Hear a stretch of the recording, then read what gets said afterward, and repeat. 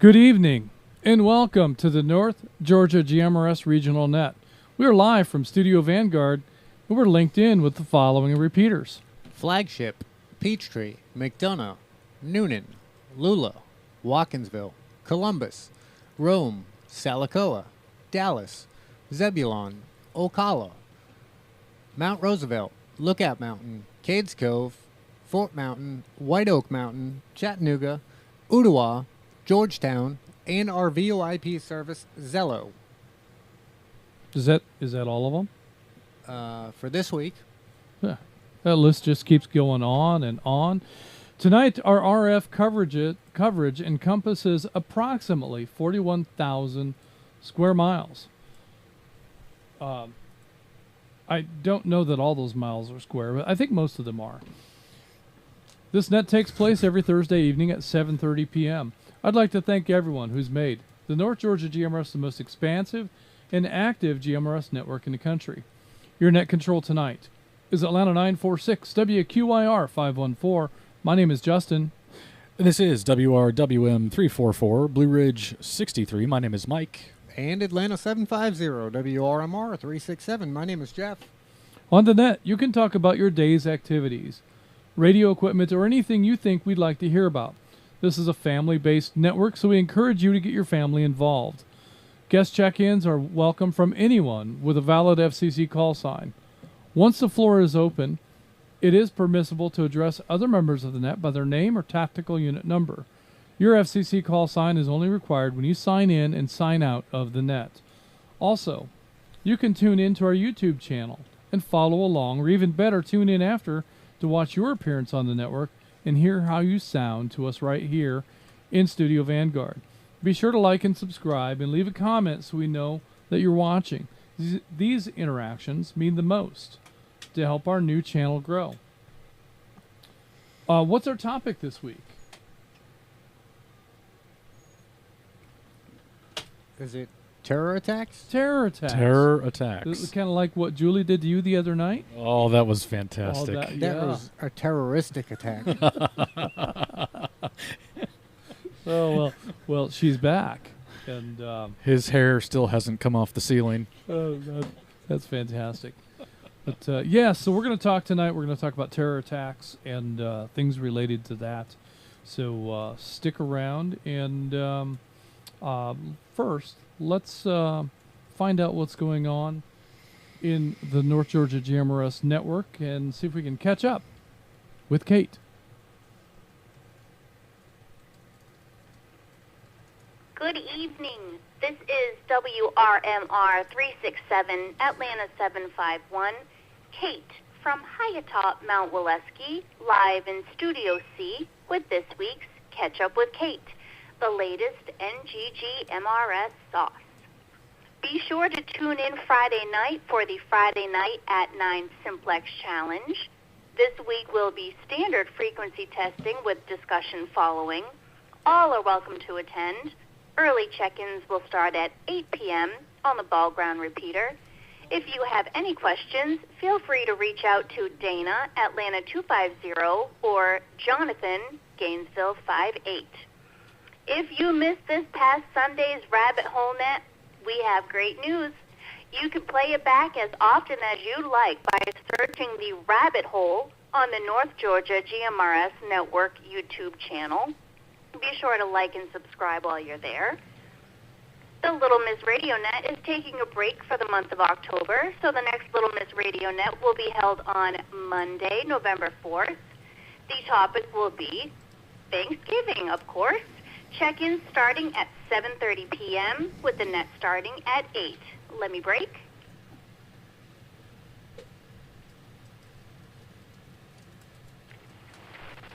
Be sure to tune in on Tuesday, October 22nd for the next Skywarn Net.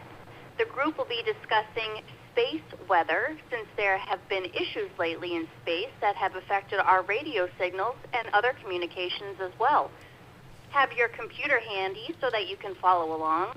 Again, our Skywarn Net is only available on our Tennessee area repeaters. If you have any questions, please reach out to Ronnie, chat 69, Jim, chat 84, or Stewart, chat 118. The Chattanooga Lunch Bunch will be meeting up on Friday, November 15th at noon. They're going to be trying out a new restaurant, so go check it out and let us know what you think. The group will be meeting at Sugar's Ribs, located at 2450 15th Avenue, Chattanooga. The Northeast Bunch Lunch for October will be held at the usual place, Rooster's Cafe in Dahlonega, Georgia. The date is October 30th at 11 a.m. Hopefully, the weather will be good and everyone will be eating outside on the patio. All NGGMRS members are welcome. Contact Bobby, Atlanta 403, or Joe, Gainesville 44, with any questions. Let me break.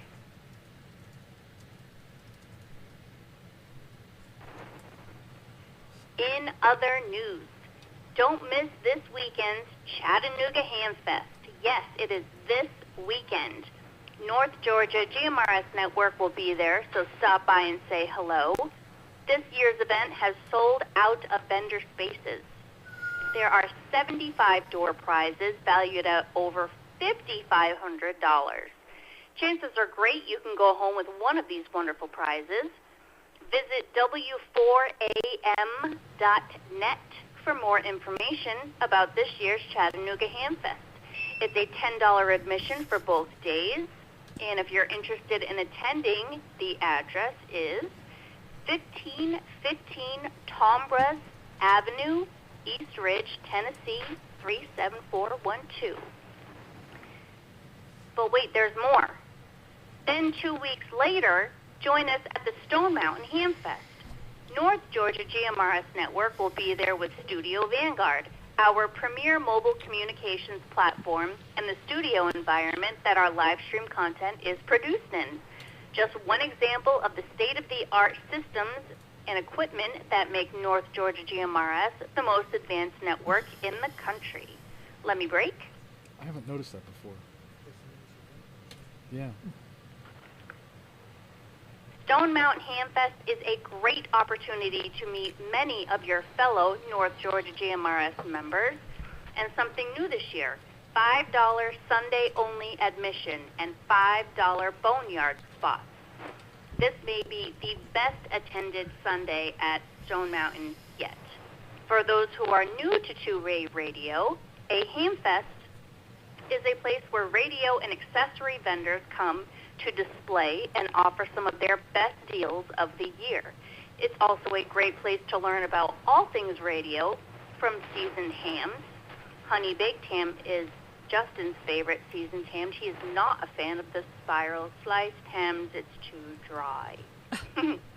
If you have any questions, suggestions, or spicy announcements for us to catch up on, send me a note at kate@nggmrs.org, and please have them in by Tuesday at noon so we have time to prepare to get your announcement on the air.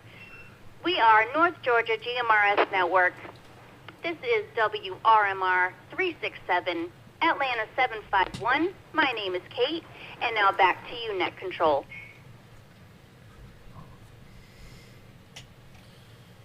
All right, thank you for that, Kate, and lots of stuff there. And I just want to take advantage of this moment to say that if you place an order for a radio with Hobbit Communications, either of these Hamfests would be an opportunity to avoid the shipping costs for that purchase.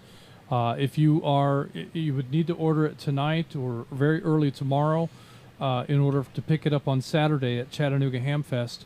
But if you'd like to order something from the Hobbit Communications website, please check that out and consider doing that to save on shipping costs. And then we'll be at Stone Mountain Hamfest in about 2 weeks, which is another great opportunity for you to avoid the shipping costs and place your order.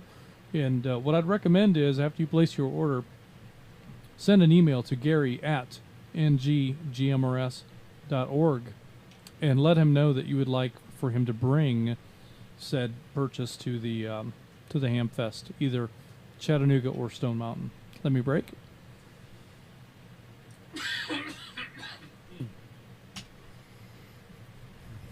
And so, yeah, a great opportunity to get a high-quality, high-performance Part 90 GMRS radio from Hobbit Communications. For those that are new to the radio world and don't really know anything about a Hamfest, we talk a lot about gathering at various places and having lunches and that sort of thing. A Hamfest is just that. It's a large-scale gathering that people can bring their used equipment and offer it for sale. It's a great opportunity sometimes to acquire additional equipment at a lower price than is new. It's a great opportunity to learn about some of the things that just walking around the boneyard, as an example. And the boneyard is a flea market of sorts. It's a swap meet kind of an environment, but it's all radio related equipment. And you may see things and not really understand what they are or what they're for. And most of the vendors would just love to explain whatever your questions might be. They explain to you, what this gadget might be used for or how it can be used, what difference it might make in your radio station. And it may not even be relevant to what you do, but just learning about things. You have a big number of experienced radio operators that can really offer a lot of information, and there's a lot of education available just from walking around the swap meet and looking at various items that are for sale. And then, of course, there are also vendors at these Hamfests. Chattanooga Radio will be at the they'll be at both. They're going to be at the Chattanooga Hamfest, and they're coming to Stone Mountain Hamfest. I don't have a vendor list of everyone that's coming, but I'm sure that's available on the website. Check out W4AM. There will be information there, w4am.net. Information there about the Chattanooga Hamfest. And there are links on our Facebook page that talk about both the Chattanooga Hamfest and the upcoming Stone Mountain Hamfest, November 2nd and 3rd. Is that right? Yes. I believe that's right. That is. So, yeah. So good stuff. Julie, are you finished with your edits? I noticed that you were pecking away at the keys there. Yes, I was. Yeah? Yeah. Well, if you're ready, let me break, and I'll hand it over to you for Julie's tips. Sounds good. Go ahead. This is WQIR 514 Atlanta 947. My name is Julie with this week's New User Tips and Operating Procedures segment. This week, we will talk about terroristic attacks and what's the plan. Mass shootings, car bombs at the AT&T building, sharpshooters and substation transformers targeted. Don't say it can never happen here, because it has. So do you have a plan? Will you bug out? Will you hold out? Are you prepared for the what ifs? What if it's another major natural disaster like our recent hurricane, and interstate highways as well as many other roads are impassable? What if it's a nuclear attack? What if you're at the store and a mass shooter starts taking customers out? What if your kids are at school and it's in lockdown and you don't know why? All of these things are unfortunate realities of this modern age. The social and political issues that got us here are beyond the scope of this discussion and are unlikely to get us beyond the possibility of these nightmares turning into a reality. That leaves us with little to do but to plan. The Run, Hide, Fight plan is often talked about at corporate offices and church environments. The idea is that if an active shooter engages in an area where you are, the first thing you should do is run. Get out of there as fast as you can. If that's not an option, then the second thing to do is hide. Barricade yourself into a room if you can and be very quiet. If that's not possible, then your only option left is to fight your way out. Situational awareness becomes so important today. Take note of everything and everyone around you. Each object you encounter should be evaluated as a hazard or a haven. Can you get behind it if you need to? Can it be locked? Will it be unsafe? And take note of people. You'd be surprised who is armed and who isn't. Try to learn who can help you defend a position and who will panic and become a danger if things get bumpy. Most importantly, think carefully about how you might respond and work out a response. Seek out active shooter classes and consider joining a preparedness group. And even some self-defense training would be beneficial. These are just a few things to think about during tonight's net, and we look forward to hearing your thoughts in the upcoming conversation. We need to be able to defend and protect ourselves in this ever-changing age, and this is how we become the best operators on the nation's largest, most advanced GMRS network.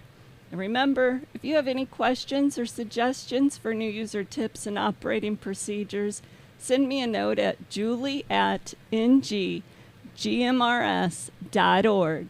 We are North Georgia GMRS Network, and this is WQIR 514, Atlanta 947. Julie. Good night, everyone.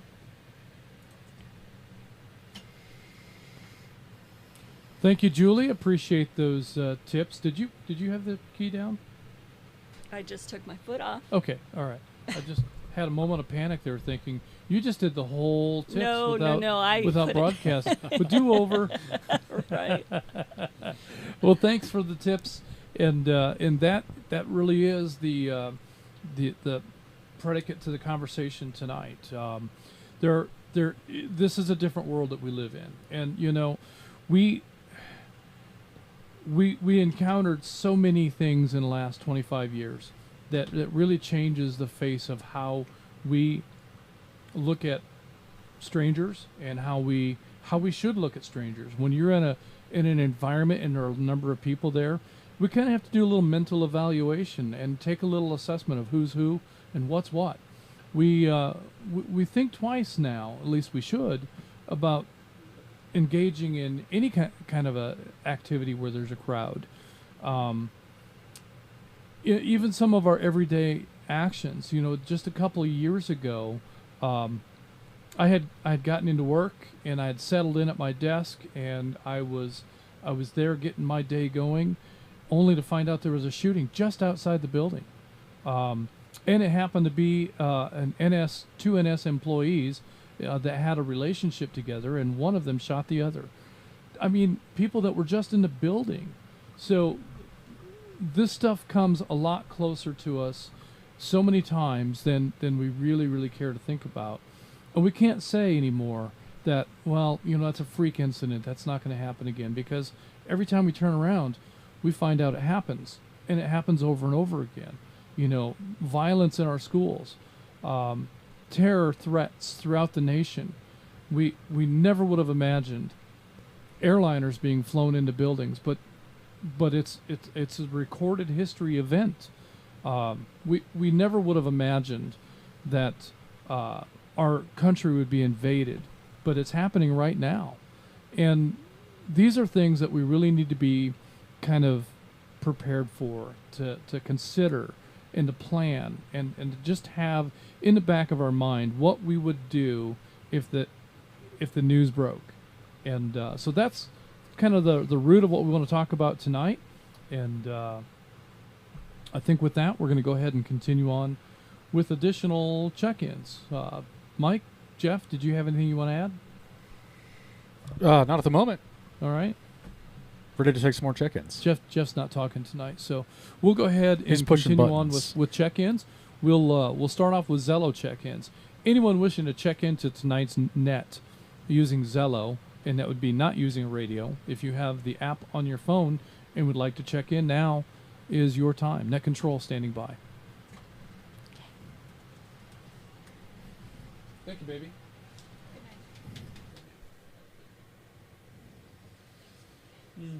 Oh, you're welcome. You're welcome.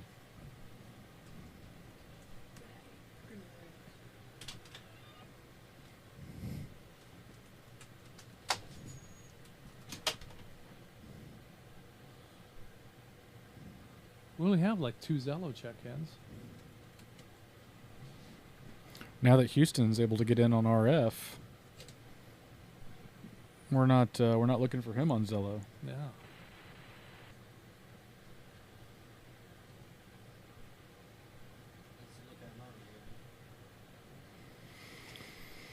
All right, not hearing any Zello check-ins. Let me go ahead and acknowledge our YouTube check-ins at this time. We have WRYQ727 Miko is a YouTube check-in.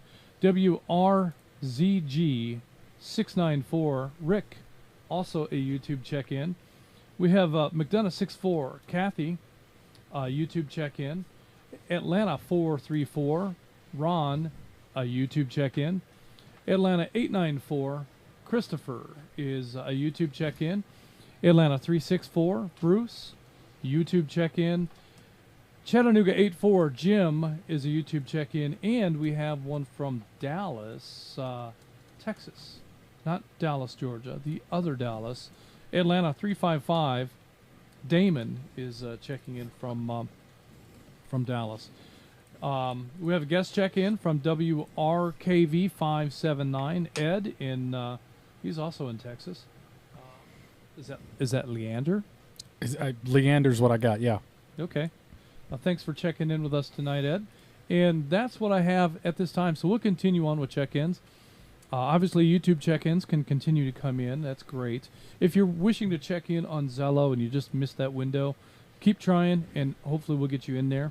But we're going to continue on with check-ins from any repeater other than Flagship. Net Control standing by. This is WSCE 395. Guest check-in in Chatsworth, Georgia. This is WRPM 847, Chattanooga 162. Please check me in and out.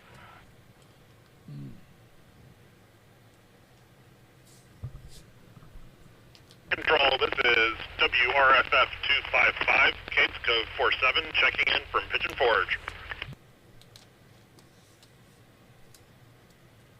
I think I missed a character in that call sign. That guest from Chatsworth. This is WSDT 898, Atlanta 622, Marvin and Covington. Check me in and check me out. I'll be monitoring. Everybody have a great night.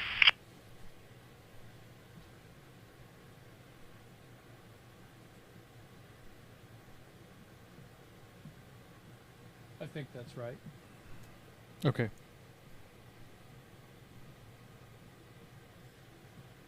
This is Columbus 25, Peter, checking in and checking out. On Zello. WCC 901. Yep.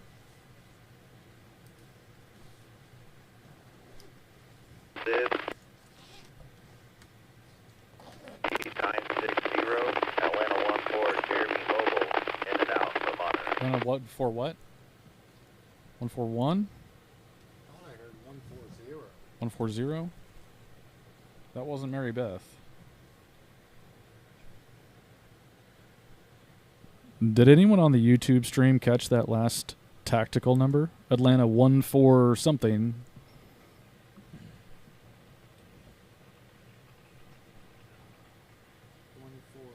Maybe? No, that's a female.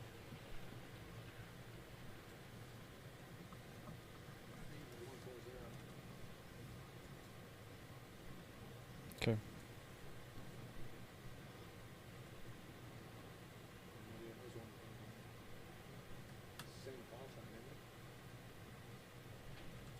No, different call.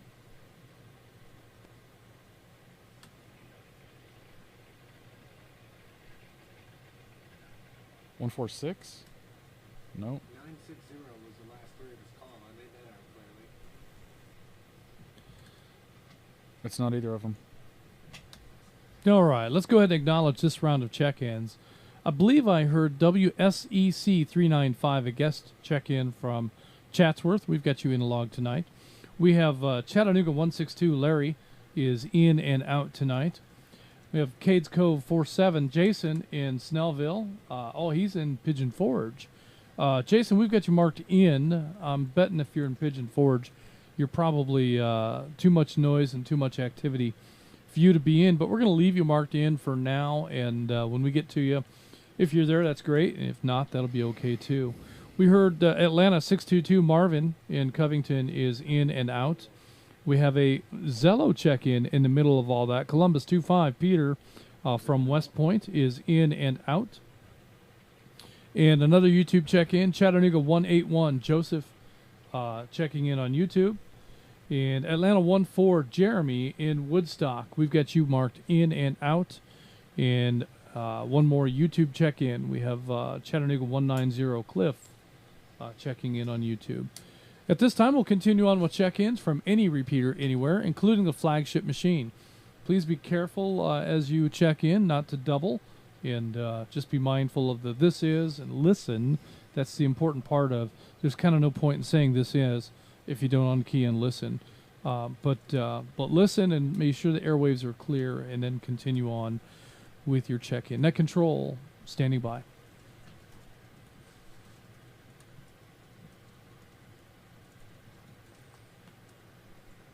This is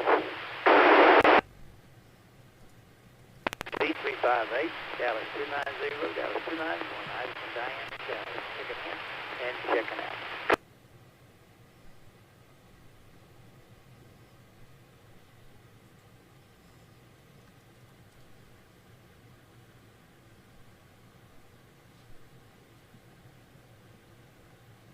WSCE 395.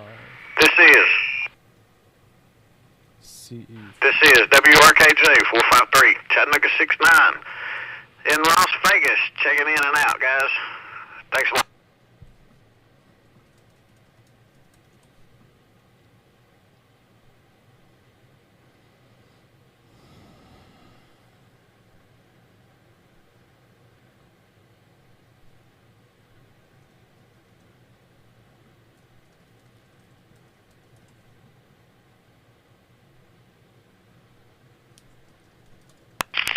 This is Chattanooga 32, WSAD 703, Logan.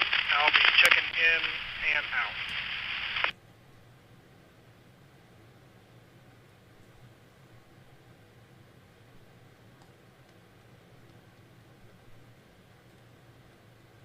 This is WSET 847 at 831, checking in, checking out. Where did that come from? Flagship? Atlanta 31?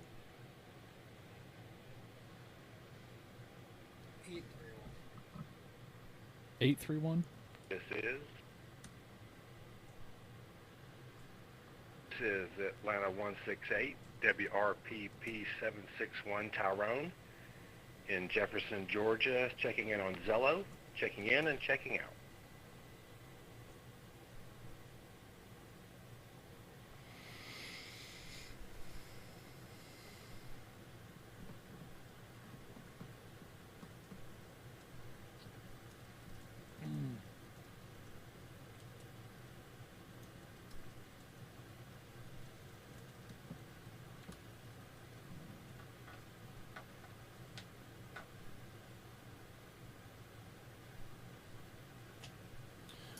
All right, Net Control's going to go ahead and acknowledge this last round of check-ins. We have Chattanooga 190. I think we already called Cliff in as a YouTube check-in. We've also got WSEU 345, a guest check-in from Moses in Houston on YouTube. Chattanooga 179, Brett in Chattanooga is also a YouTube check-in. We heard Dallas 290, Isaac in Dallas, in and out, and by way of relay, Dallas 291, Mrs. Holt. I believe her name is Diane, but we've got it for whatever reason in the roster as Mrs. Holt. But Diane, thanks for hanging out with us this evening. Also, we have Chattanooga 69, the Velvet Elvis. Ronnie in Las Vegas is in and out with us tonight. Chattanooga 32, Logan in Dalton is in and out tonight. Atlanta 831, Matthew in Canton is in and out tonight. And we have Atlanta 168, Tyrone in Jefferson is in with us this evening. Those are the check-ins we have at this time. At this time, we're going to kick things into gear. If you didn't get a chance to check in, just stick around. We'll take one more round of additional check-ins when we get to the end of the roster. So once again, tonight's topic is terror attacks, and some of the things that we talked about is, what would you do if the news came on and said that there was an event in your area?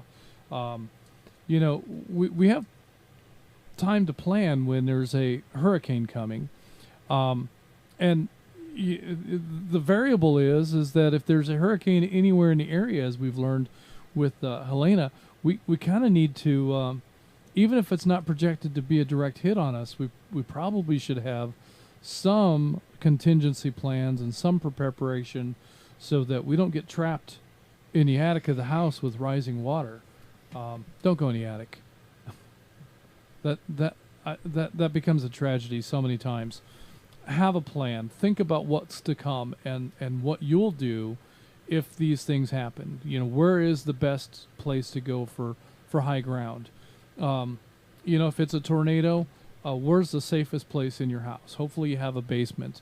If it's an active shooter, did you make note of the entrances and exits of the place that you're in and how you might get out if something happens?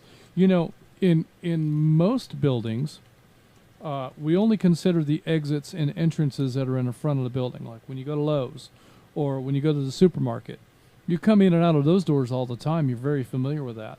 But have you ever driven around the back of any of these shopping centers to see if you had to use a back exit? Where would you go? And is that an avenue of escape, or is it a dead end? Just some things that you can look at with Google Earth, and you can kind of have a little bit of information about the environment and what you're going to come to. And another thing to think about is, Jeff says I need to think about taking a break. Let me break.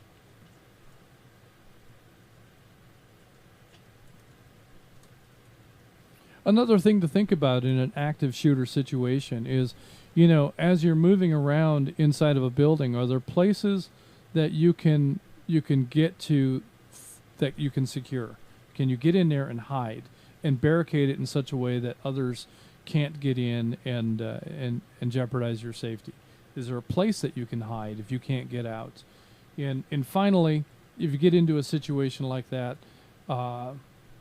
you need to be cognizant of your surroundings, because there's a lot of things that could be used as a weapon if you had to fight your way out. Hopefully you've got something with you, but even if you don't, there may be tools. If you're at a lumber store, there may be canned goods, there may be shopping carts, there may be any of a number of things that could be utilized as a weapon to defend yourself if you get into a situation where you have to. So all these things to think about. And with that, let's start off with Chattanooga 30, Jonathan in Hickson. Jonathan, what are your thoughts? Would you plan to bug out, or would you plan to hold out? And how would you treat some of these terror situations?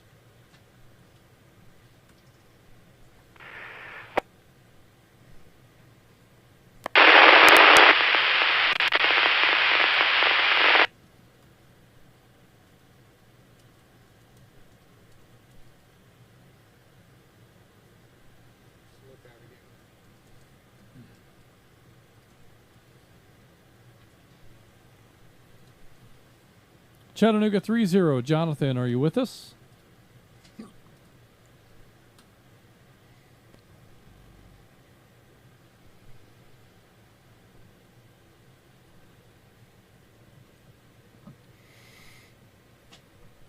All right, we're going to go ahead and show Jonathan as in and out and continue right along the roster here.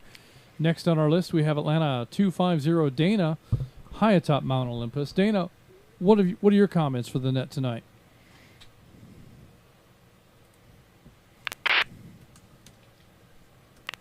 Well, first, good evening Covington, Mike, and Jeff. Thanks for everything that you do. And what would I do? Well, you posed various scenarios. I would like to think that, number one, you cannot be ready for every single one. You can do your best to prepare for the most probable, and that I have done. If it's something out of the ordinary, let me break. Dana, if you can give us some more audio, we can just barely hear you. Carolinas and Tennessee, you can prepare as much as you want for something like that, but if you're in the way of a wall of water, not much you can do, but to hopefully save your own life and maybe somebody else's life, and be a part of the recovery after that. My neighbors, I've talked about this, previously on several different nets, that my neighbors, let me break. My neighbors and I, number one, we're good friends, but we have formulated plans to fit several different scenarios, mainly any sort of political event that might occur. We're everything from blocking off our roadway that we live on, ensuring only residents get in and out, to food, water sharing, things like that. But I guess I'll summarize by saying you can't prepare for everything, but you can prepare for the most probable. I'll give it back to you guys. All right, Dana. Kind of had a hard time hearing you through some of that, but I think the gist of it is that you can't really have every contingency covered. But I think that what you'll find is that by being generally well-rounded in your preparation efforts, many of those contingencies that haven't been covered kind of get covered. So, things that you mentioned, sharing resources with neighbors, I think that's a great place to start, because even as, in the world of preparedness, you may have 6 months worth of food, but do you have water? You may have 6 months worth of food, but do you have a way to prepare it?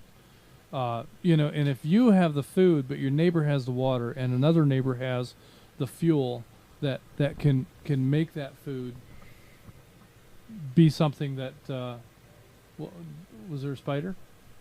No, I just slammed my knee on the corner of the desk. The not funny bone. But if you have that team of people available, then many contingencies, maybe even some that you hadn't thought of, might be covered by default, just because you're so well prepared that even though you hadn't considered this particular instance, being well-rounded in your preparations and having the resources readily available can be enough to bridge the gap. Thank you for that, Dana. With that, we're going to continue on with Atlanta 256, Mr. Squeaky Toy, and Holly. Chuck, do you have any comments for the net?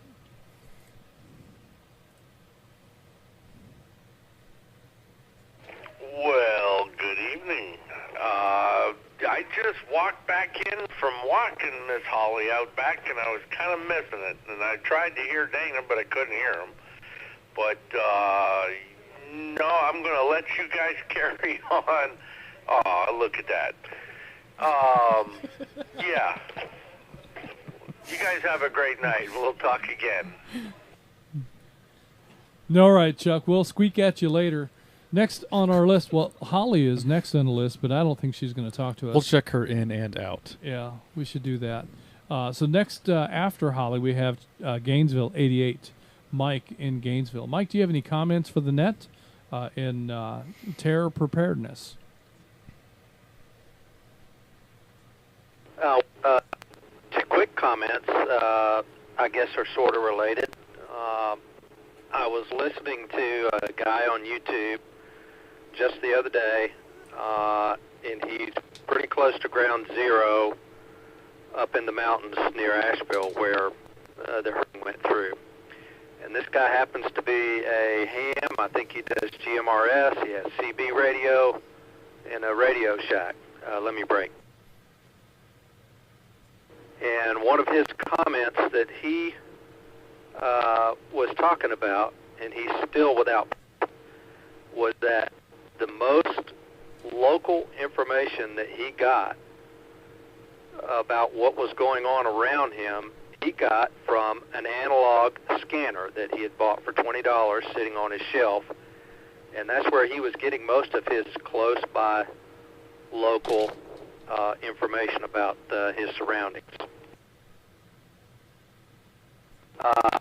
That's my first comment, and my second comment would be that I travel for a living, and one of the things that you might consider if you travel for a living or someone in your family travels for a living, let me break,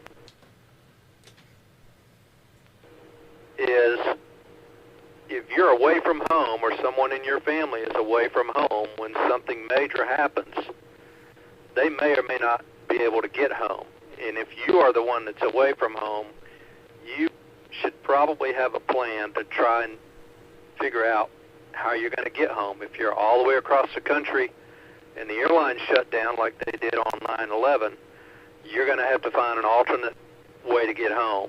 And pretty soon there won't be any rental cars to get you home. So that's another sort of preparedness thing that you might want to think about if you do travel or someone in your family travels for a living.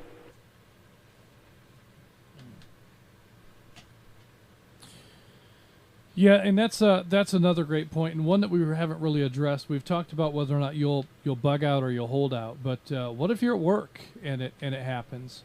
Just like this storm had blown out so many of the roads and the interstates. If you're more than a few miles from home and the roads become impassable, that can also be a challenge. And if you're across the country, you're right. The rental cars will disappear fast. So if you see something like that happening and you're at an airport, man, you'd better get to the rental desk quick and try to get in front of that. You might even consider reserving a car at a nearby rental place and then Ubering over to it, because they'll run out pretty quick at the airport. I was in that situation once. Not that I was all the way across the country, but traveling home for business. The airport that I was connecting at had heavy fog, and so they flew us to another regional airport nearby, but that's not where the connection was going to be. And so trying to get information out of the airline, what is the plan? How are we going to make this work? Is there a flight from here that gets me to my destination? And just couldn't even get simple information out of them. And so finally I threw my hands in the air. I went downstairs and rented a car and drove home the rest of the way. Well, that ended up being a 5-hour drive. And it occurred to me during that drive, I was living in Fort Wayne, Indiana, working in Pittsburgh, which happens to be a 5-hour drive, and ends up being about a 7-hour flight when you consider the connection and the layover. Why am I even flying? I got to rent a car when I get to Pittsburgh anyway. Why don't I rent the car in Fort Wayne, drive to Pittsburgh? I have 2 more working hours left in that day that are wasted if I fly. It's cheaper, and I have a lot more control over my transportation situation than if I'm, a subject of the airlines. So instead of racking up all those airline miles, I started racking up points with Hertz, and that was an opportunity. It doesn't always work out that way, but I definitely prefer, when I'm traveling, I definitely prefer to fly Hertz as opposed to getting in one of those big aluminum cylinders. But these are very good points. And if you are away, what are you going to do if the nation's air traffic gets shut down as it did on 9/11? Let me break.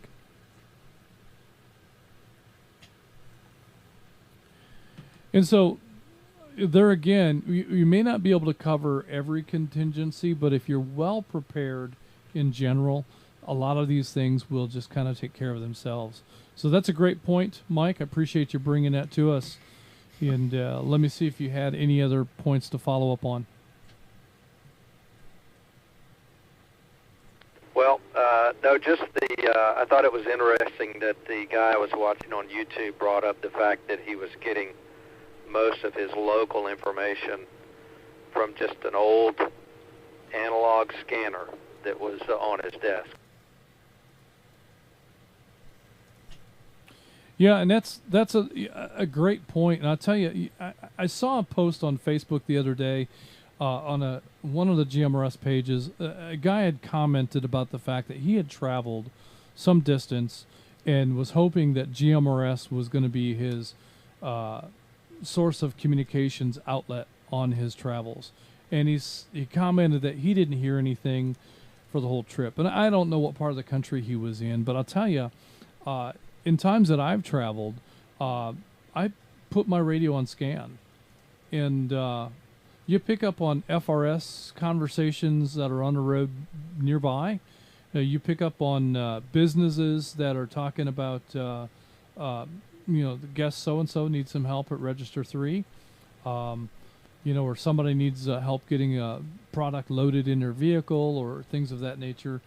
Sometimes you'll hear agricultural use, somebody from the field checking in with the barn. It's really fascinating how much and what a wide range of traffic that you hear as you're traveling and scanning with GMRS. But in this case, having a regular radio scanner, analog scanner from the old days when a lot of people used to do that, I could just imagine there's going to be lots of sources of information. And by scanning the frequency, you have scanning all those frequencies, you have a much better chance of being able to pick up and hear some of what's going on. In storm situations that I've experienced right here in Woodstock, many times I've been able to listen on the amateur 2-meter repeaters and hear good, relevant, accurate information about storm events several minutes before you'll hear about it on the TV. And it's interesting to me, and it really confirms in my mind the validity of the traffic that I hear on 2-meter when I hear it being reported a few minutes later on TV. Except I heard it a little while ago, and it's old news by the time it gets to the TV. So being able to listen to what's going on is a very important tool. I don't have an old analog scanner. Do you guys have anything? Mike, do you have a scanner? I don't, but I've been I've got a SDR dongle that if I really needed to, I could plug in, set up some various antenna and try to make use of that. But in the typical sense of the word, a scanner, I've been looking recently at some of the Uniden and Whistler products. I haven't pulled the trigger on anything yet. Well, the SDR is interesting because theoretically you could scan anything anywhere. Anything, yeah. And you have visual cues from the SDR. Right, you've got the waterfall. You can see the waterfall that, hey, there's traffic over there. Right. Yeah. If you know where to look, or you've got your bandwidth wide enough. Right. You might have to look for it. Yeah. But I mean, of course, there you're talking about you need the power to power the computer, the monitor, the SDR, all of that. Whereas a lot of those old scanners run on batteries. Yeah. Back in my truck driving days, I carried one in a truck, and that was always interesting because you travel on channel 19 and there's just so much garbage there, but there's also conversations, and sometimes they're very interesting conversations that are happening not on channel 19, and you can find and monitor some of those things just with a simple scanner. Let me break. I do still have a couple of my CB radios from those days, but I have no idea whatever happened with that scanner. But Mike brings up a great point. I think the SDR is a great alternative. If you're at home, if you're stationary, not out and about, it's an option. Yeah. So, and if you are out and about, probably scanning for information is not your priority. That's right. Probably getting home is. Yeah. Yeah. So good stuff. All right, well, with that, let's continue on. We've got Chattanooga 206, John in Dandridge. John, do you have any comments for the net tonight?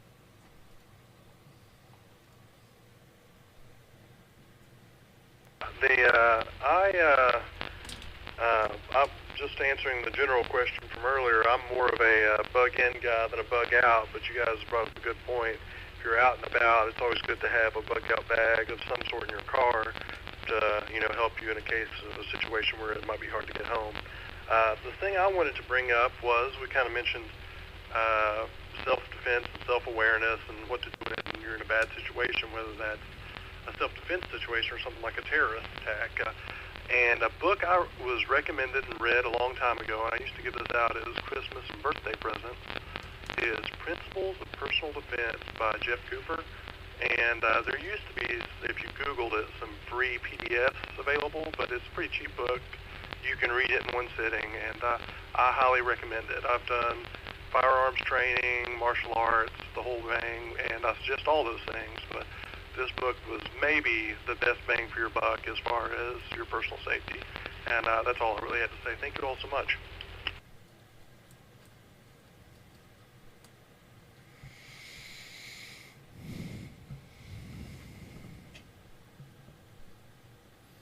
Okay, yeah, I'm not sure if this is... I see... who was the author of the book that you had mentioned? I see a couple of instances here online. But let me see if I've got the right book before I talk about it. The Principles of Personal Defense by Jeff Cooper. He was a police officer and in the military and then later professional shooter.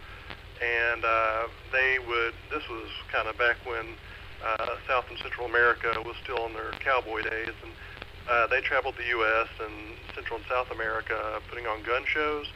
And these caballero guys would show up and want to gunfight with them, and as to avoid such terrible situations, they started a system of how to be self-aware and just be more aware of your surroundings to avoid trouble instead of having to deal with it. It's kind of, if you're in the fight, you've already lost the fight, and so. It's a very good book. It comes highly recommended, not just from me, but from other law enforcement and folks who really know what they're talking about. Well, that sounds like a great resource, and yeah, I see it online used anywhere from $21 up to about $35, and it is available on Amazon as a new book for $68. So. The used option is probably the good one to go with, but Principles of Personal Defense by Jeff Cooper. That sounds like a good place to start. And the situational awareness and the personal defense. These are things that we maybe don't put as much emphasis on as probably we should. And my family loves to go to events at the Mercedes-Benz Stadium. We've been to a number of events there. We've been to other big events right here locally.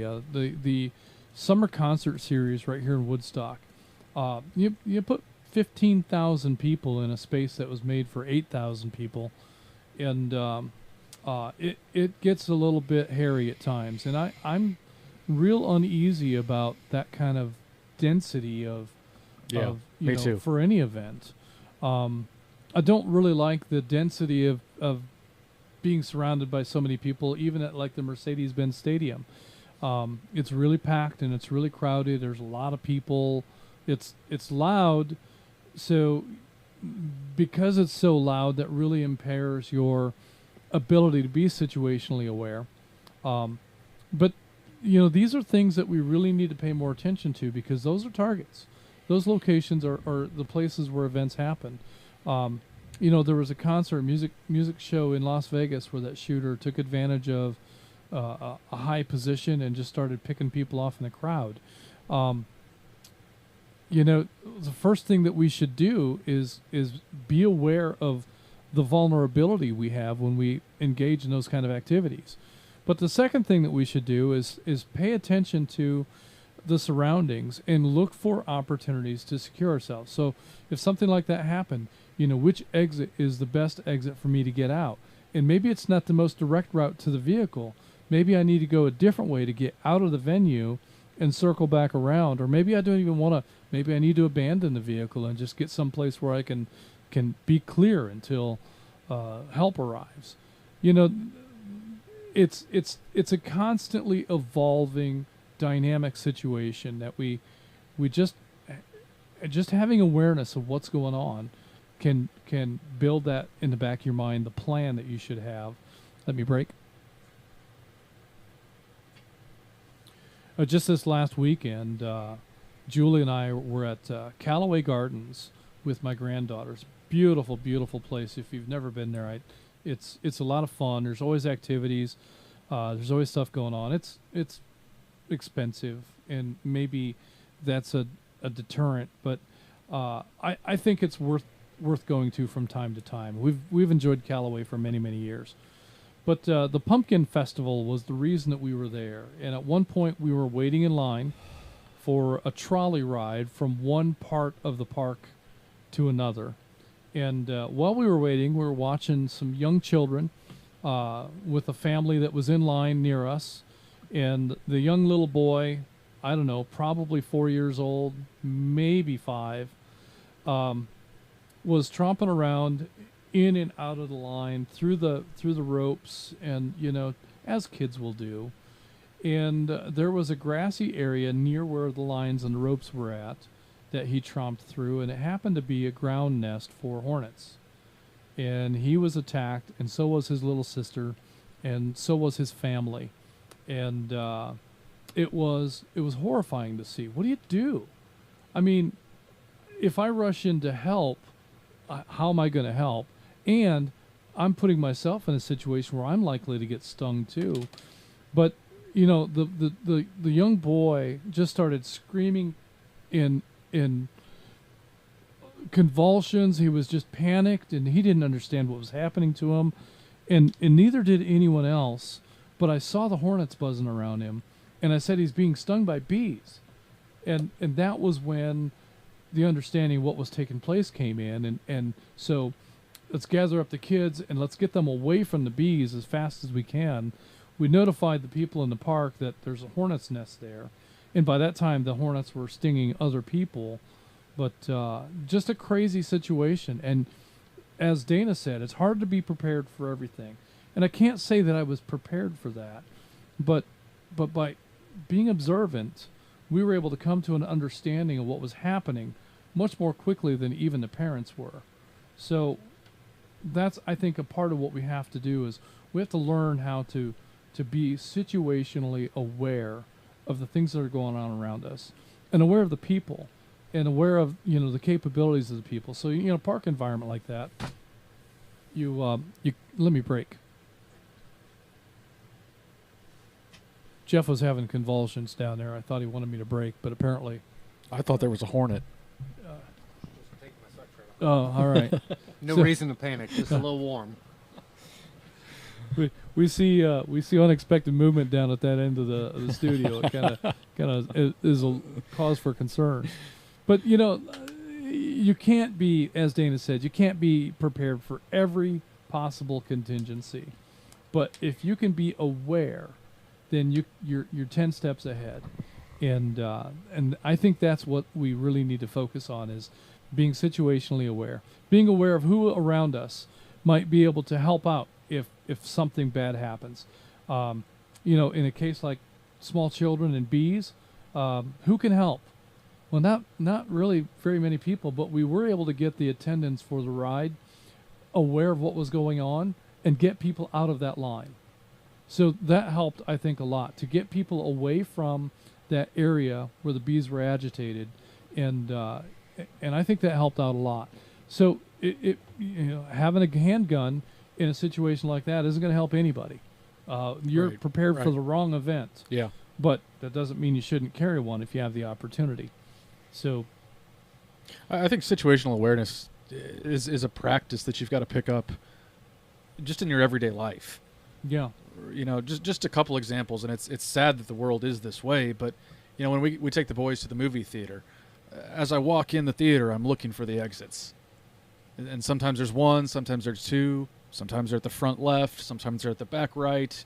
But just figuring out as soon as I walk in, where's that exit? Yeah, so, and to take that a step further, either before you go or the next time that you go, drive around the building and see where those exits come out at. Oh, that's an idea. So that you have, once you're out of the building, what are you going to do then? Now what? Yeah. Yeah, so look at Google Maps. And the same thing if you're, the supermarket that you go to on a regular basis to pick up your groceries. Have an awareness of the back side of the building so that if somebody comes in shooting in the front, you can dart out the back and know what you're getting yourself into. And maybe maybe there's not a good option. Maybe there's maybe it's barricaded in such a way that there's only one way and it channels you right back. It might not be the best answer, but be aware of it. But at least so you know that. You can make a decision and have that information. Well, also that in relation to where you parked. Okay, if you came out this door, my vehicle's to the left or my vehicle's to the right. We were ultimately the goal is to get back to your car at that point. Just get out of there. You're yeah. right. Yeah. We were at Whitewater, Atlanta. This is years and years and years ago. And let me break. The machinery room for the tide pool, the wave pool, the machinery room caught on fire. Oh. So one of the pumps, one of the machines, something in there got hot, and that happens to be where they stored the pool chemicals. Oh. I know where this is going. And so that turned into a crazy fire really fast. And so the fire alarms are going off, and people are walking around with bullhorns telling us to evacuate, get out of the park now. Well, my shoes and our bag with towels and our other assorted sunglasses and things of that nature were all located near some lounge chairs near that wave pool. And we happened to be well away from that spot at the time the evacuation notice came. Well, can you imagine where my keys were at that moment? Back at the pool? They were on me. Did you even know? Yeah, I knew. Oh, dang. We had to evacuate with no opportunity to go collect our stuff. So we were stuck in the parking lot for hours and hours without a way to get into the vehicle, without our phones because they were in that bag too. Mm-hmm. And so all we can do is stand there and wait for the fire officials to allow us to go back in, and hopefully we can collect our stuff. After hours had elapsed and we get back in to find our stuff's not where we left it. It's not there. Had they collected everybody's belongings? Everything got scooped up and dumped into a corner in a pile. Good luck. It took forever to find our stuff and my keys and our phones and to be able to get out of there. So situational awareness. We failed. Absolutely failed in that event. So I guess that's something to consider, is that if you're going to leave your stuff someplace, leave it where you can quickly return to it, and not on the other side of the park like Julie and I did at that event. So good stuff. Let's keep moving. We've got Gainesville 44 Joe in Cleveland. Joe, do you have any comments for the net tonight?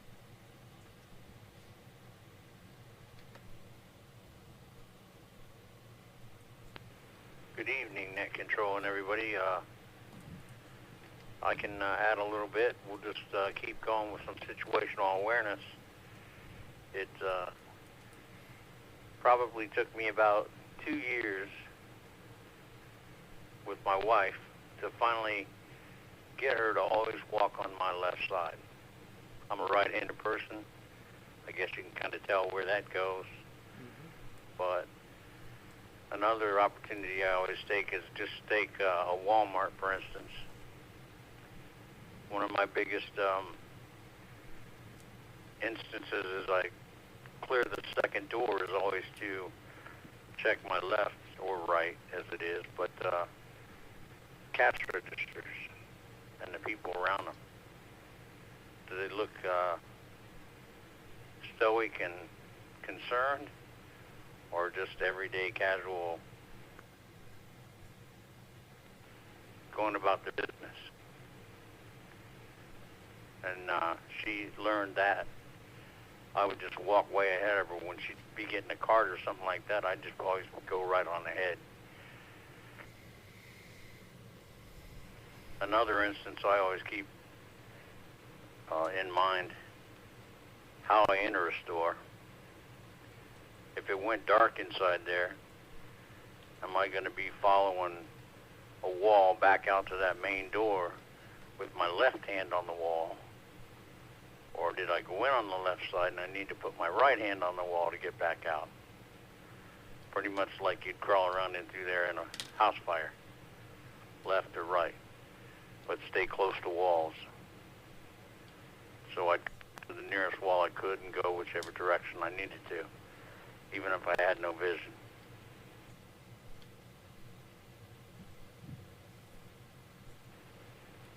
One more thing, very hard to plan for, and you can never plan for everything, as Dana has said.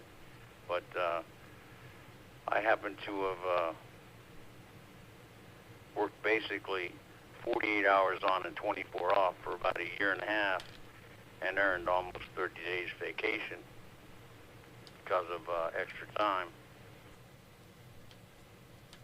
When 9/11 happened, I was already in Ohio at a motorcycle event. My family was to meet me, and my wife and son and myself, with the motorcycle on a trailer, would finish that tour through Pennsylvania, into Virginia, and slowly vacation our way south.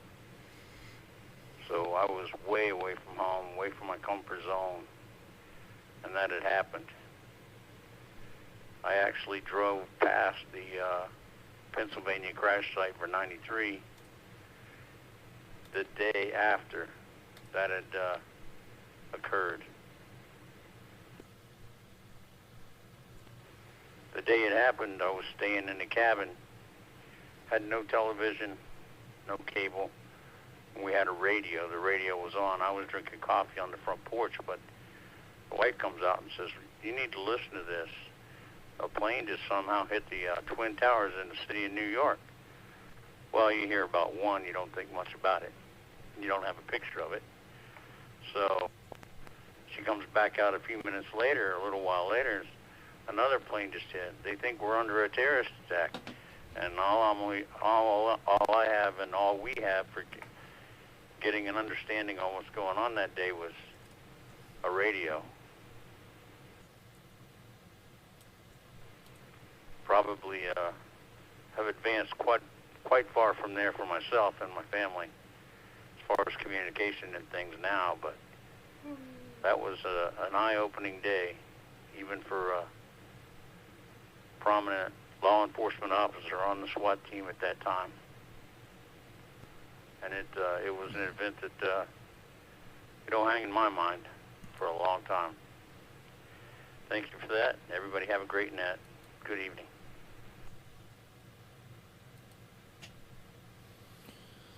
Yeah, Joe, and as with you, I can remember the events of that day and unfolding and just marveling at how on earth does an airliner crash into the World Trade Center. And when the second one came, it became very clear to me that this was no accident. This was something that was done with intent and not understanding, who and what and why until much, much later. But, that kind of thing was freak for it to have happened once, but then for it to happen again and then find out that there are other aircraft that are potentially involved, and just a horrifying day, and something I'll never forget, and something that we dare not let fade from our memories, because there are still people out there that would repeat that given the opportunity, and so much of our history is being redefined and rewritten, and it just opens up the door for the tragedies and the horrors to come back to us. We need to maintain a firm, hard look at what happened to this country so that we can be sure it doesn't ever happen again. And ignoring things is an invitation for those things to repeat. So,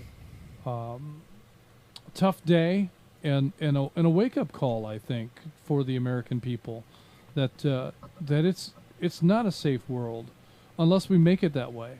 And we have so much fighting within our own backyards that we really leave ourselves vulnerable to attack by others because we're not paying attention to where the real threats are, because we're so concerned with what our neighbor thinks or says or the political signs they have in their yard. We need to get past that, and we need to come together as a nation, as brothers and sisters, as friends and neighbors, and we need to support one another. And if we do that, there's no way that we could ever be defeated as a nation. So good stuff, Joe. Thanks for your comments and your memory of that event and that day, and let it live on forever in your mind. Next on our list, we have McDonough 22 Tim live from the chicken coop. Tim, do you have any comments for the net? You're just going to lay an egg.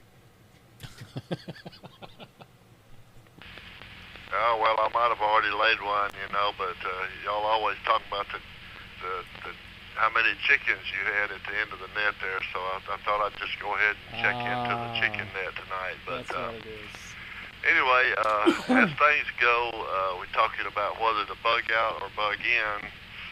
I'm situated pretty good here from most severe weather events, especially flooding and things like that. As far as terrorist attacks and things like that, I live kind of back up out of the way of just about everything, kind of almost in a little fortress here, and I got at least a dozen people around me that are armed to the teeth, and everywhere I go, I'm armed. I have not been out of the house without a gun on me in over 35 years, so everywhere I go, I am armed. And I have done a good bit of study and a little bit of training here and there, and feel like I'm pretty capable of taking care of myself. I don't have the mobility that I used to, so I'm really not out and about that much anymore. I go to Walmart and pick up my groceries. They put it in my car and I drive off. So I'm really not in the stores anymore. When I was, I did always try to have the situational awareness. When I go in a restaurant and sit down, I'm kind of paranoid about, having my back to the door. I like to, you think about the Luby's thing in Texas and a couple of others, where a gunman comes in. I try to, face the front door. I don't like having my back to the door. Just general situational awareness, as everybody said, and like everybody said, you can't prepare for everything and every event, but you try to be as prepared as you can. I do have some things in my car that, I mostly got tools in my car and things that I can, fix a flat tire with, or, do whatever I need to do with, if something happens to the car. I'm pretty well set up, I can pump up a tire, I can charge a battery, boost a battery, I can fix minor things that go wrong, fix a tire, whatever. But, so like I said, you can't prepare for everything, but I'm pretty well prepared for most things, I would say. But I think the best thing to take away from this is that situational awareness thing. Just always be on the lookout. There's in the police and military and everything, they have different levels of alert that they're on. And these days, I think, we need to be at least on yellow alert, just about 100% of the time. You can't just go around like we did years ago, just thinking everything's hunky-dory, because we know it's not. And just a little warning out there, they're saying no matter which side wins this coming up election in November the 5th, they're threatening riots and stuff. So know one side is going to be worse than the other because I don't know what's going to happen, but just a little bit warning to everybody to be on the lookout on that day. It might be a good idea to get your voting done and then shelter in place and see what happens there. I'll throw it back to net control.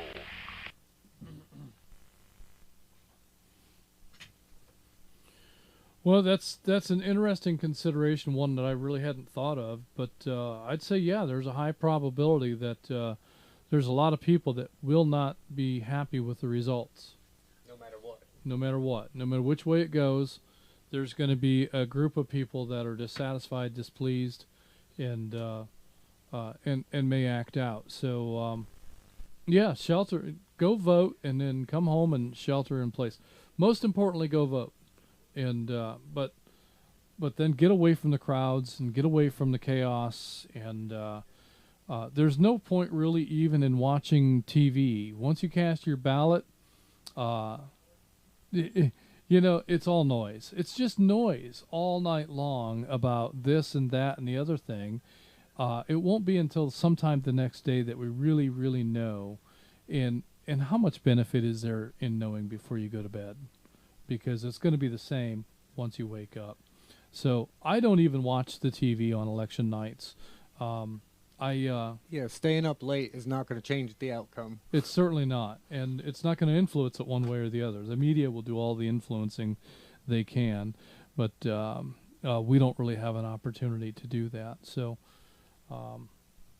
but in any case, just be prepared for what may come. And you know, what a cool thing I think that's come from this modern age of all the stuff that we don't have anymore, and all the things that we've lost through COVID, etc.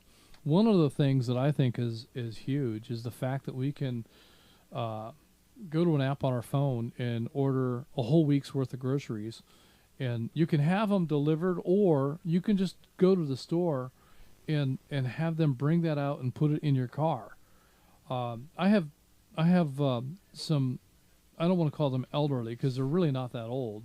They're just maybe a couple of years older than we are, but they have severe mobility issues, both of them, the husband and the wife. And there's a Walmart truck that brings groceries to them every week. They back the truck right up the driveway. The driver takes the groceries inside. I don't think the driver puts the groceries in the refrigerator because he's really not there for very long. But they're not even bringing stuff in from the car.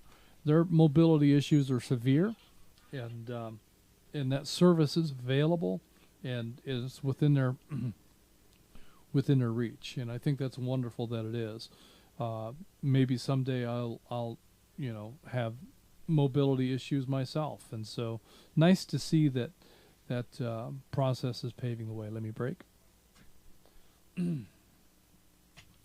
But good stuff, Tim, and yeah, I think that the joke was a little bit foul, but in any case, the chickens at the end of the net. If you've ever noticed the hats that Blue Ridge 63 wears, often will have a chicken theme, and so that's kind of an inside joke with us.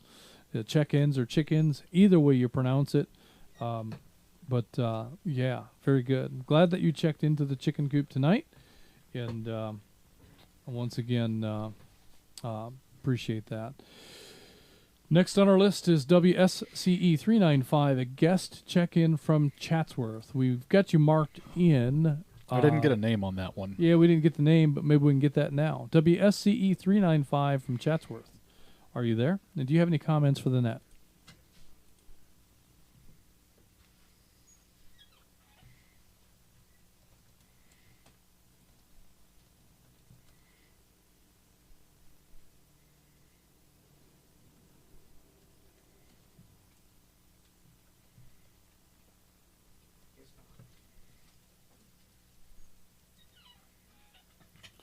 All right, WSCE 395, we're going to go ahead and mark you as in and out and continue on down the roster. That'll bring us to Cades Cove 47, Jason in Pigeon Forge. I'm not sure if Jason planned on being in or not, But let's just take a check and see. Cades Cove 47, are you there? Do you have any comments for the net? This is Cades Cove 47. I'm here. I wasn't really planning to be in, but it seems like a lot of fun. Can I get a quick radio check before I continue? Make sure I'm coming in okay for you guys. Oh, you're coming in great. That Cades Cove repeater, is that the one he's on? Yes, he came in on Cades Cove. So that machine covers that Pigeon Forge area pretty well. And your radio sounds great. I assume you're on an HT, but your radio sounds great coming back to us. I'm actually mobile. I'm actually a little bit closer to the north side of Sevierville right now, the city of Sevierville, a little further away from the repeater. But anyway, you guys covered most of anything I would have covered or wanted to talk about. The interesting topic for me is I like collecting information by listening to the radio, and SDR is very much what I listen to do that. I listen to everything down from CB all the way up to 800 megahertz on SDR, and can hunt and track pretty much any transmission pretty easily with, I actually use a couple SDRs, and can use a little laptop in my car plugged into the USB-C battery cigarette lighter to do anything I need to do on the go.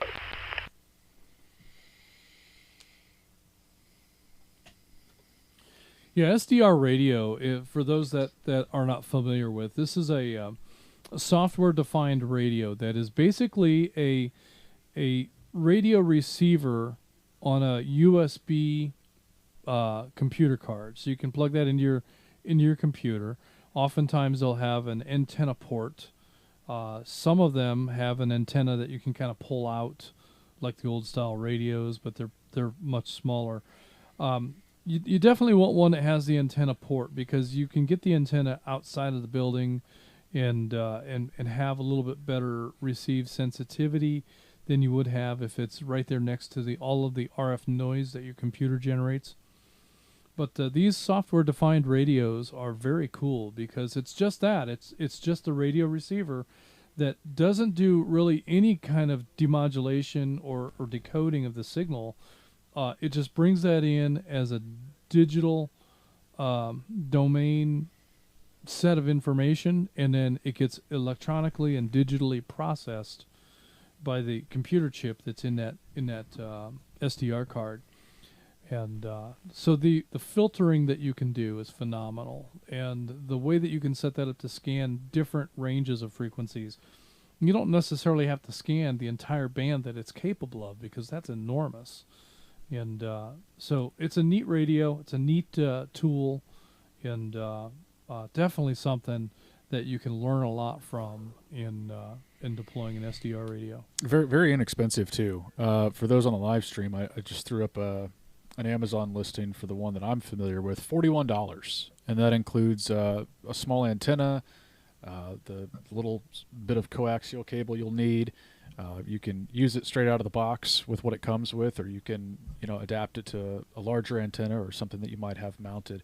$40 to be able to listen to everything from, I think it's 1 megahertz up to 1 gigahertz or so. It's a very broad spectrum. I think they have varying capabilities. And, but these are radios that you listen on. I mean, if you want to be able to transmit on an SDR radio, then you're looking at something like a Flex. Yeah. And those are $6,000. Yeah. They're up there. They're way up there. Cool radios, and one of the things I love about the Flex is that you can install that radio at your HQ, and then you can access that radio remotely from your laptop. And another thing that's cool about Flex is that if you're trying to make a contact, and you're trying to make a contact with somebody maybe way up in the Northeast, in the New England states, you can access somebody's radio station from up there and make a local contact from up there, rather than having to try to make that contact RF all the way from here. Yeah. So that's a kind of a cool thing that the Flex community is able to share. their inactive radio stations. And when you think about it, I mean, how many hours a day do you sit at your radio station operating it? Whereas, you know, that same station could be actively operated by 5 or 10 or maybe more operators each day, utilizing your geography and your station profile to access contacts that are local and regional to you. Neat stuff. The Flex is SDR technology through and through. But as far as scanning and monitoring, I think the SDR is a great option. Let me break.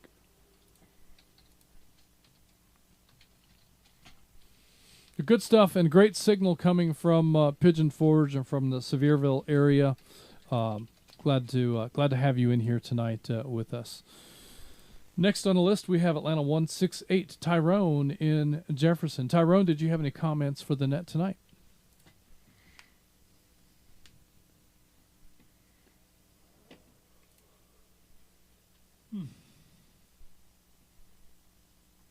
No Tyrone.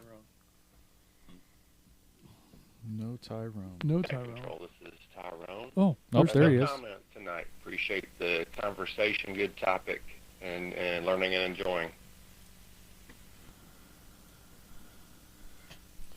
All right. So, well, thanks for that response. That's better than wondering.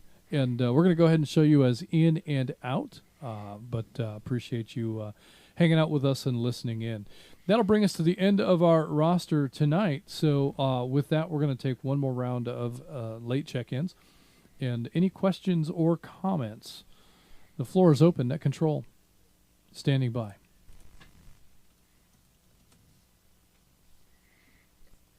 Net Control, this is WRPT 435, Atlanta 374.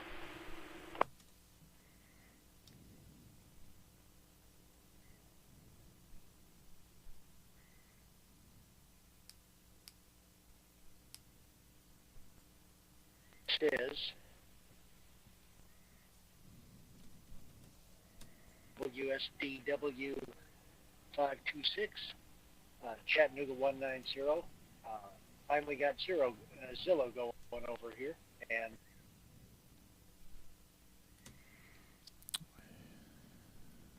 timed out. That was a pretty short timeout. Yeah.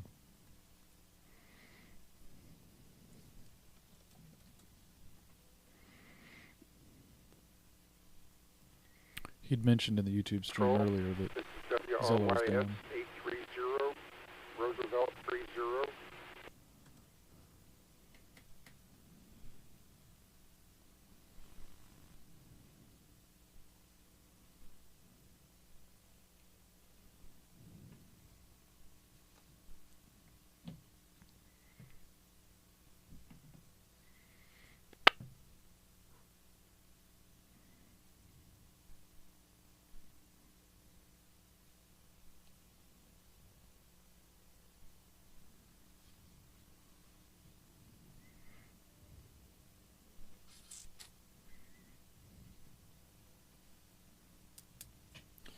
All right, let me go ahead and acknowledge this round of check-ins.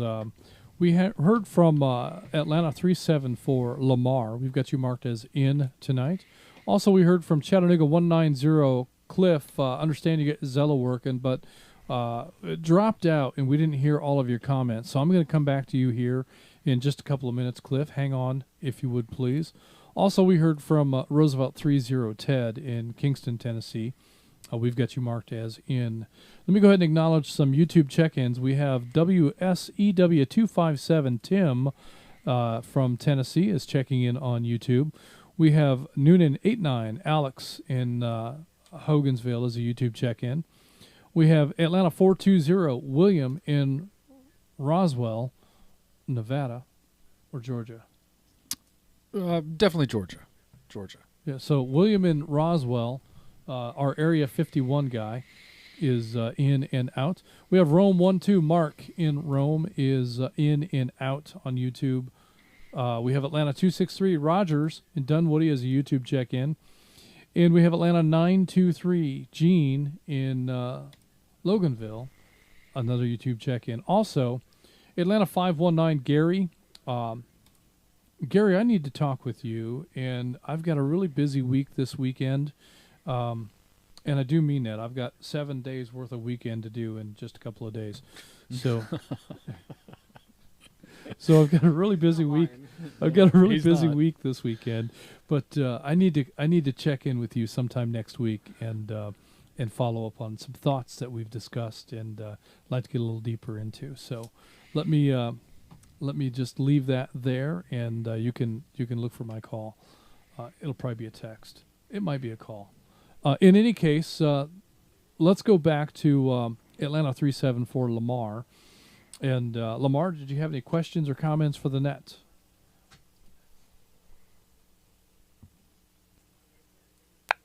Yeah, good evening, everybody. Great job so far on the net.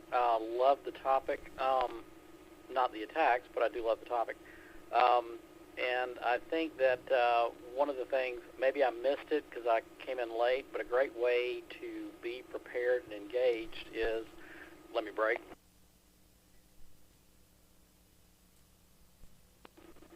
One of the be prepared is the local contacts in your area that you can make with your radio in a disaster, and that's that Friday night net at 9 o'clock on Ball Ground that Dana runs.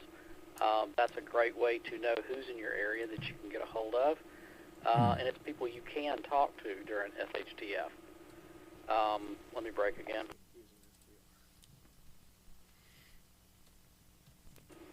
Another great way is the rabbit hole net that you guys run on Sunday nights. That's another great one. So we just made a trip to Nashville and got a chance to test the repeaters, and the North Georgia Network shined, Chattanooga 700 and Lookout Mountain, and some of the Nashville repeaters. So I made some new contacts up there over the weekend. Let me break one last time.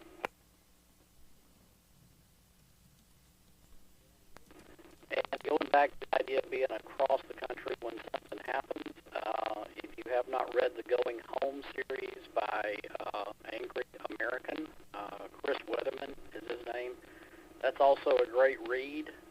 There's multiple books, and I think there's 12 now in the series. And it's a great thing to do on an election night is read a book. So that's all I've got. Thanks for the net, guys, and I'll turn it back to Net Control. Well, that's a great idea. It's not very many times we get book recommendations during a net, but tonight we've got two. So that's pretty cool. Going Home, and I guess there's a series of 12 books. So I think I'll have to Google that one too and see if I can find any sources on that. So good stuff. Yeah,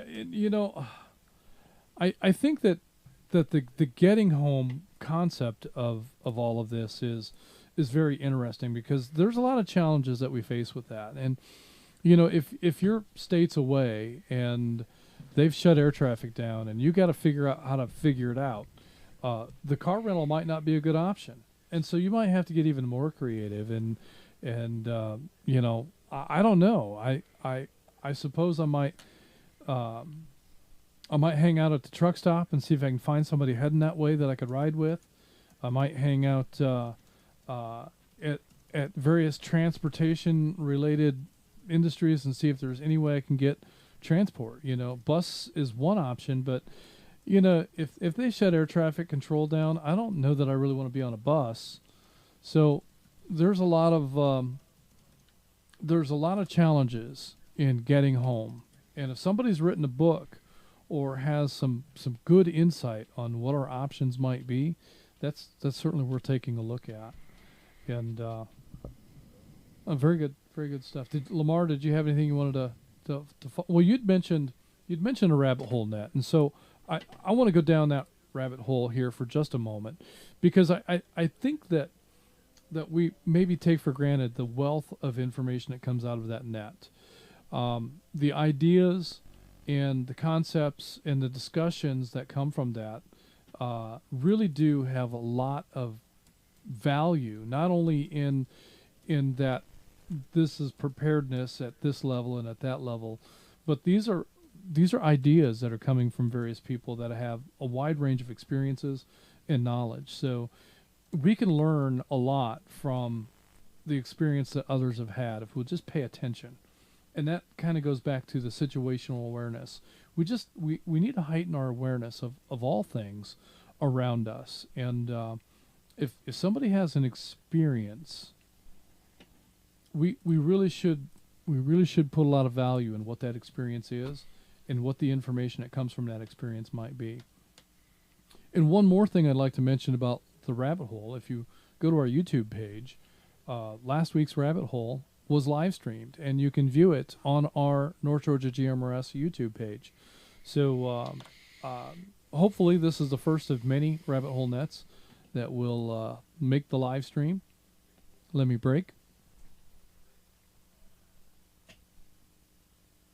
But we're looking forward to occasionally airing the rabbit hole as a live stream, much like we do on Thursday nights with this net. So hope that you'll go and watch that one again, or watch it for the first time. I'll watch it over and over. Every time we watch one of the North Georgia GMRS videos, it helps the analytics and it helps the channel to grow. And don't forget to like and subscribe. So glad that you brought that up. That's one of the things I'd really like to get the word out and share that. Lamar, did you have anything else you'd want to mention?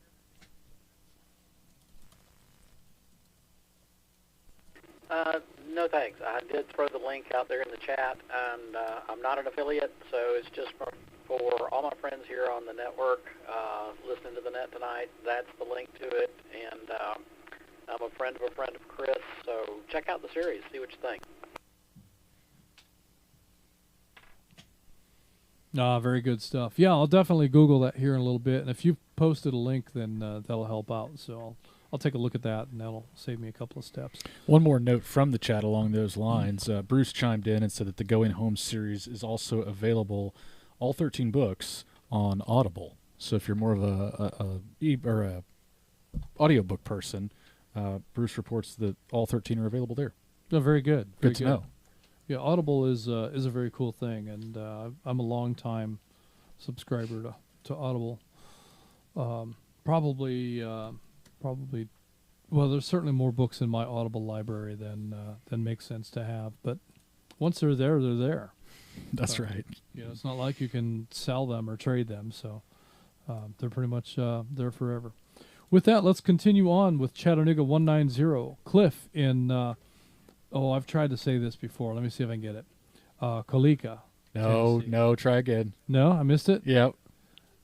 Is it Culleoka? There it is. Culleoka. I think that's right. All right, well, let's see what Cliff says.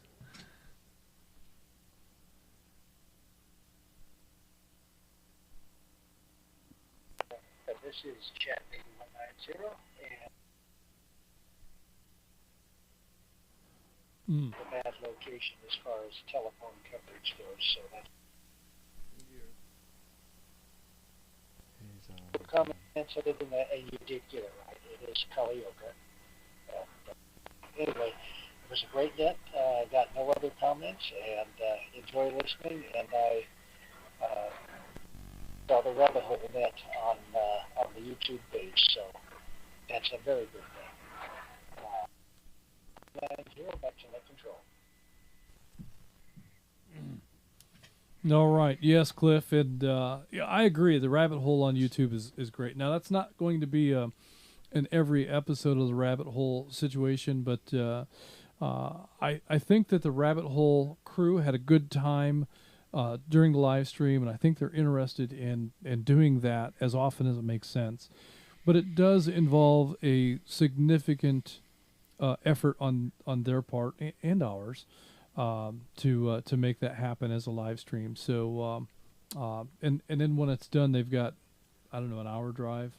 Yeah. To get all the way back over to their part of the world. So to the rabbit hole.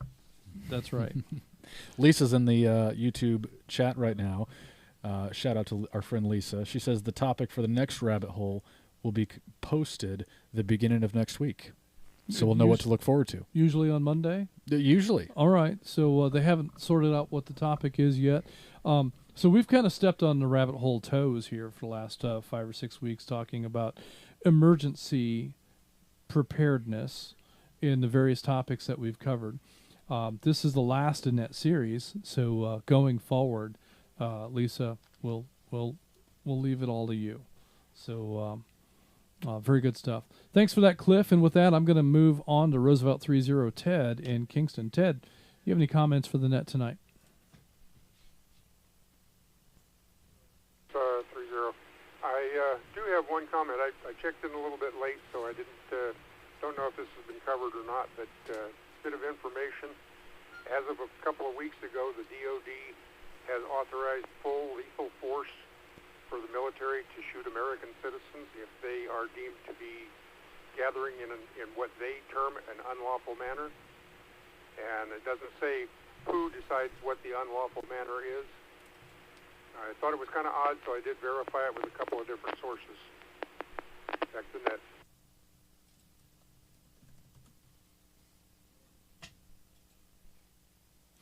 Well, that's a frightening thing to think about. I'm not quite sure what to make of that, and I know that has for the longest time been, one of the things that the military has really strongly been prohibited from. So I kind of wonder how that's changed and why that's changed, and if that change is even constitutional. So I'm not really sure. That's something that is definitely worth doing some additional research. He's given us some homework. Yeah.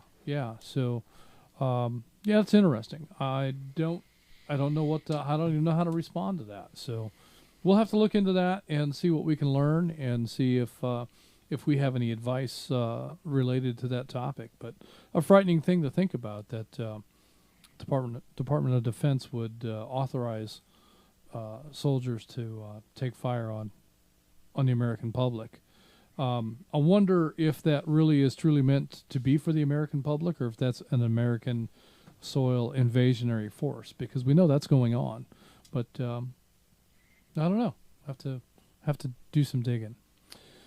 All right. Did I get everybody, Mike, or are there a couple of check-ins? We just had one final YouTube check-in to acknowledge.